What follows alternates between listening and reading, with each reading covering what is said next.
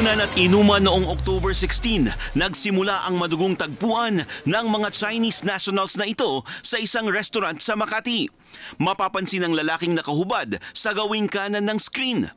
Nasa gawing kaliwa naman ang isang armadong lalaki hanggang sa sunod-sunod ng pinutukan ng biktima na si Jabin Liu, 29 anyos, negosyante at nakatira sa San Antonio, Makati. Nagtamo si Liu ng 7 tama ng bala sa katawan. Naisugod pa siya sa ospital pero dead on arrival. Ito pong suspect po dito at biktima ay magkakilala po at in fact business partner po sila. So tinitingnan po natin na during sa kanilang inuman po ay medyo nagkainitan po itong dalawa po na ito at yun ang tinitingnan na anggulo po, parang nagkainitan ng ulo at biglang itong suspect ay pinakuha yung kanyang barel sa kanyang driver at pinutukan nga po itong biktima. Agad tumakas ang gunman at mga kasama nito. Pero natukoy rin ang pagkakakilanlan ng suspect na si Wang Danyu alias Baolong. Ito pong suspect ay dati nang na-involve sa carnapping sometime in year 2022.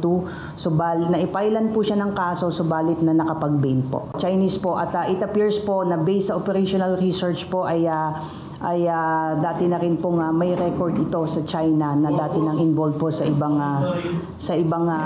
so it appears po na undesirable alien po ito. In fact, na-cancel na po yung passport nito. Kahapon, na-recover na ng Makati Police ang ginamit na sasakyan ng suspect. Nagkaroon din sila ng breakthrough, kaya't isa pang anggulong sinisilip nila ngayon ay love triangle. Na-find out natin na ito palang ating suspect at yung girlfriend ng ating victim ay nagkaroon ng previous relationship. Suspect din ang driver bodyguard ng gunman, habang persons of interest naman ngayon ang dalawa pang kasama nila sa VIP room. Lumalabas sa investigasyon ng Makati Central Police Station na walang kaugnayan ng kaso sa Pogo. Dagdag pa ng PNP, handa na sila na isampa ang kasong murder laban sa gunman at kasabwat nito.